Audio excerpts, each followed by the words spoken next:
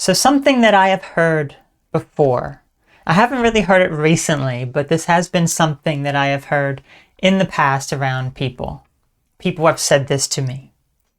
They have basically said that they miss the old me that I used to be.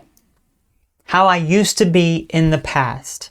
That is what they miss. And I thought about this for a moment because to me, that is an insult. That is an insult. Why is that an insult? Well, let's think about it for a moment.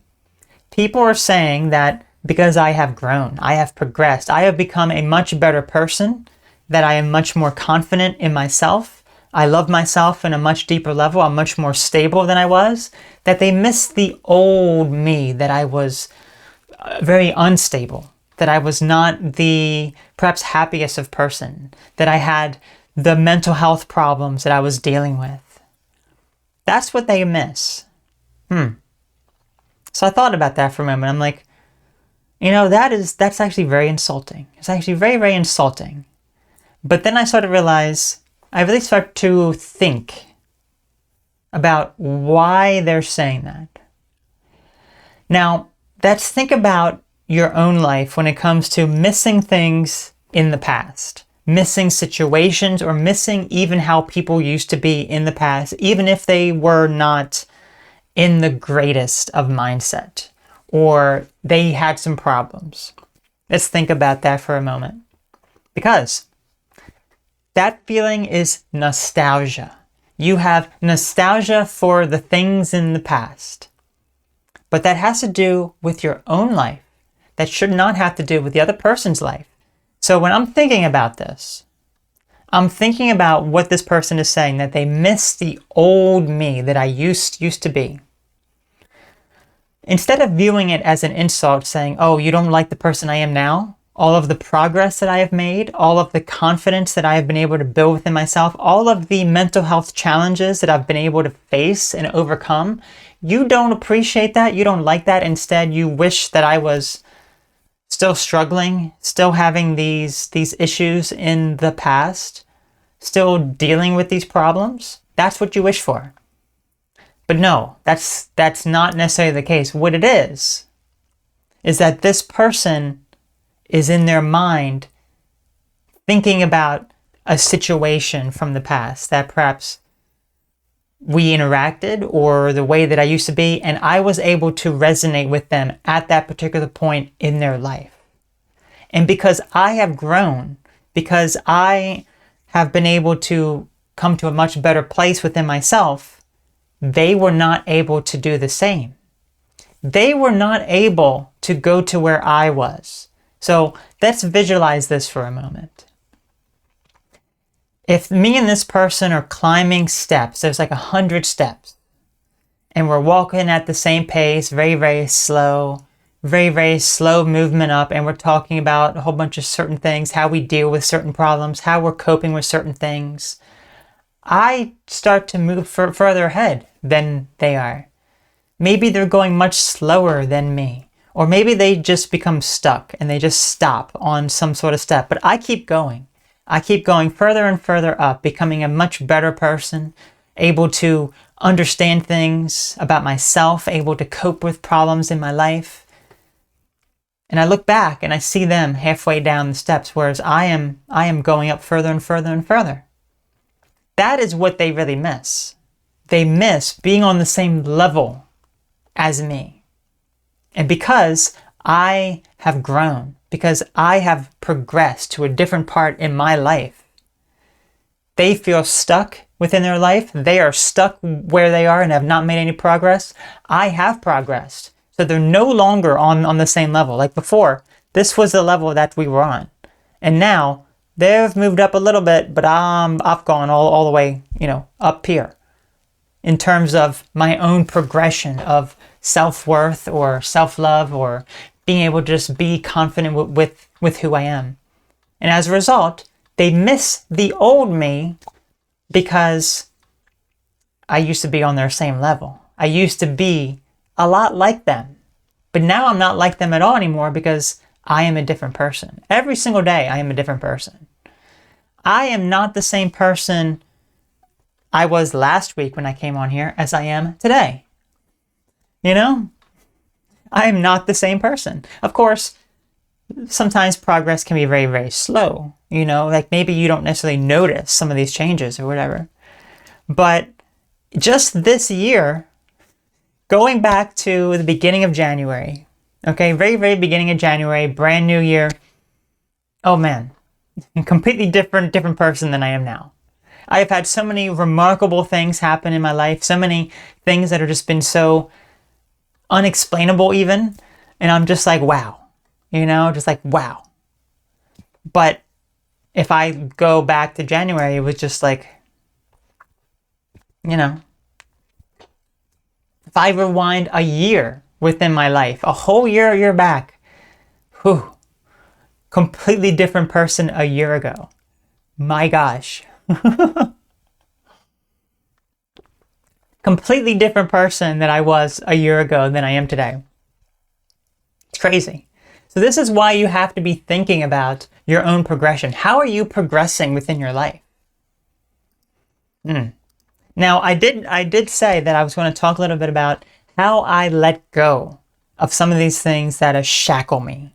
Like when we looked at that image before of the weight that said mental illness attached to the person's ankles. They're not able to break through it. This has actually been a major part of how I've been able to become a better person. Being able to let go of the things that no longer serve me. Being able to become a better person by learning from those negative experiences. So I've gone through so much progress in my life, in my journey, dealing with all of these mental health problems, going through the journey, whether it be doing a lot of therapy, talking with a therapist, opening up, being able to trust the therapist more, which was something that was very difficult for me, or even just the self-work that I did, practicing mindfulness, doing mindfulness meditations, letting go of all the negativity. And how do I do this? I like a visualization. Let me tell you some interesting stories here. So, visualization of negative energy. To me, this is something that is very dark. It's a very dark energy that you're harboring within your body that you can't let go of, or maybe you don't even know that it exists and it's there. Every single person that you interact with, that you meet, perhaps you form a connection with, they make some sort of impact on you, so some of their energy footprint could be on you. And if you don't clear that out, then they're going to be controlling you, or you're giving them too much of your power or your energy.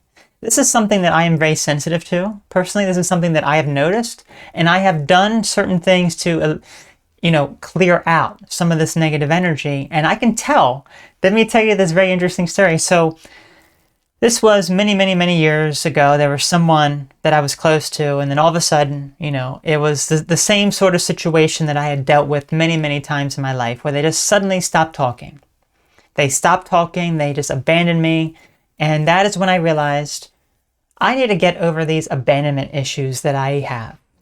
So I managed to break free from the abandonment that I had as a result of this person. So I was very thankful that they abandoned me. I was very thankful that they abandoned me. Let me say that again. I was very thankful that this person that I was close to abandoned me, because it helped me learn to eliminate a lot of those negative feelings. But here we are, months go by, even a whole year goes by, and I still feel as though they're like attached to me. I feel as though they're just leeching off of my energy.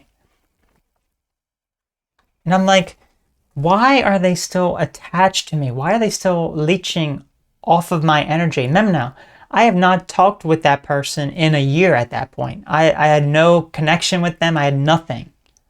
Nothing at all. So then I started doing some research about like some sort of spiritual attachment that could still be with this person. And that's when I found out about various cleansing rituals you can do. So that's when I did a sage cleansing ritual of my environment, of myself, letting go, releasing, visualizing, speaking out loud, and letting go of this person and detaching them from me. It's as if you remember that image of the shackles, the shackle image. Let's remind ourselves, because this is what it felt like. Okay, the shackles. You see it there. That's what it felt like with this person. They were still attached to me to some degree, so I had to let them go. So I cleansed them out, I let go of them, I cut that and moved them out. Now I'm sure maybe some people would be like, oh, that's just like hocus pocus nonsense. It doesn't make any sort of sense. It's not real. Well, guess what? The following day, that person had reached out to me. So I'm like, okay. So they knew that I had disconnected them. They knew that I had disconnected them, and they're trying to get back by reaching back out, waiting for me to reply. I did not reply to that person, but I'm like, wow. So that was when I really started to realize I have to be very careful of the people that I'm allowing to, basically like have some sort of their energy inside of me. How much energy am I giving the other person? How much energy are they taking from me? So I realize now, if a friendship goes bad and I am no longer friends with someone, I have to perform this sort of cleansing ritual in order to eliminate them from my being so that they no longer are extracting from me. Because they may not even consciously be doing it like, oh, I'm going to take all of her energy. I'm going to steal it all. Maybe that's not how it is, but there's some sort of attachment there still. So that is just something that I have done that I have found very, very helpful. And it is very interesting because it does go to show that there's more to the world than what it seems. So that is just my personal experience with detaching, letting go, and all that sort of stuff. So, interesting story, right?